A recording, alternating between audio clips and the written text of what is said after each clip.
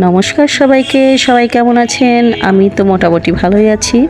তো আজ আপনাদের জন্য নিয়ে আসলাম একটা সেমাই রেসিপি, যেটা বাচ্চা বড় সবাই অনেক পছন্দ করে। তো এগুলো আপনারা বানিয়ে ঈদ বা যে কোনো অনুষ্ঠানে আত্মীয় স্বজনদের সামনে সার্ভ করতে পারেন।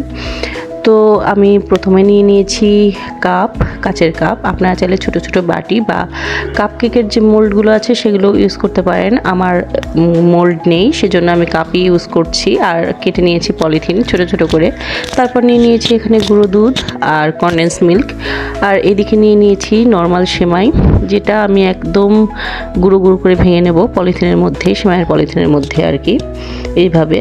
তারপর নিয়ে নিয়েছি আমি 1 মগ গরুর দুধ, যেটা জাল করে ঠান্ডা করে নিয়েছি। তারপর সেটা একটা বাটিতে ঢেলে নিয়ে তার মধ্যে দিয়ে দেব হাফ কাপের মতো চিনি। এইটুকু চিনি দিলেই হয়ে যাবে, আপনাদের পরিমাণ মতো দিয়ে নেবেন দুধ অনুযায়ী। তারপর দিয়ে দেব কাস্টার্ড পাউডার। আমি এখানে প্রায় 3.5 চামচ কাস্টার্ড পাউডার ইউজ করেছি, আপনাদের পরিমাণ মতো দিয়ে নেবেন। তারপর খানিকক্ষণ এটা ভালো করে গুলিয়ে নিয়ে রেখে দেব। তারপর আমি চলে যাব সেমাই রান্নাতে।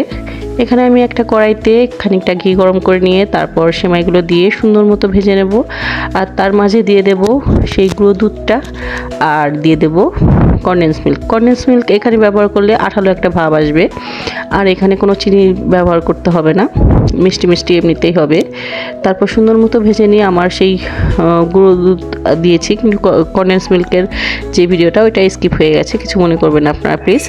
তারপর আমি গরম গরম থাকতেই ওই কাপ আর পলিথিনের মধ্যে ওই সেমাইয়ের যেই এটা তৈরি করেছি ওটা সুন্দর মতো সেট করে নেব। গরম গরম থাকতে এই কাজটা করতে হবে, যাতে ঝুরঝুরে না হয়ে যায়। ঠান্ডা হয়ে গেলে কিন্তু ঝুরঝুরে হয়ে যাবে।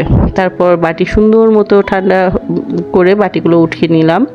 তারপর এদিকে আমি কাস্টার্ড যে গুলিয়ে রেখেছিলাম দুধের মধ্যে, সেটা এখন জাল করে ঘন করে নেব। সুন্দর মতো আগে কিছুক্ষণ গুলিয়ে নিতে হবে, নাহলে কিন্তু তলায় লেগে থাকবে, মানে দলা ধরে থাকবে আর কি। তারপর একটা প্যানের মধ্যে দিয়ে কিছুক্ষণ জাল করে নিয়ে ঘন করে নেব। গরম গরম থাকতেই একটা বাটিতে খানিকটা উঠিয়ে নেব কালার করার জন্য। আপনারা চাইলে এটা করতেও পারেন, আবার নাও করতে পারেন।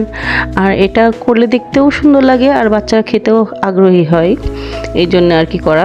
আমি একটু ফুড কালার দিয়ে কালার করে নিয়েছি। এটা হলুদের মধ্যে গোলাপি কালার দিয়েছিলাম বলে অরেঞ্জ কালার হয়েছে আর কি। তারপর ওই বাটিগুলোর মধ্যে কাস্টার্ডের যে ব্যাটারটা রেডি করেছিলাম, সেটা মানে কাস্টার্ড তৈরি করেছিলাম সেটা দিয়ে নিলাম ঠান্ডা হয়ে গেলে। তারপর আমি ওই যে রং দিয়ে কাস্টার্ড যেটা বানিয়েছিলাম সেটা দিয়ে একটা পলিথিনের মধ্যে নিয়ে নিয়েছি। আপনারা চাইলে আইসিং ব্যাগে নিতে পারেন। তো এই তো নিজের পছন্দ মতো ডিজাইন করে নিলাম উপর দিয়ে। এই তো সুন্দর, আপনারা আপনাদের পছন্দ মতো ডিজাইন করে নিতে পারেন। তো কেমন লাগছে অবশ্যই সবাই জানাবেন। আর এটা খেতে কিন্তু অনেক মজার। ধন্যবাদ সবাইকে, সবাই ভালো থাকবেন। কেমন লাগলো অবশ্যই জানাবেন।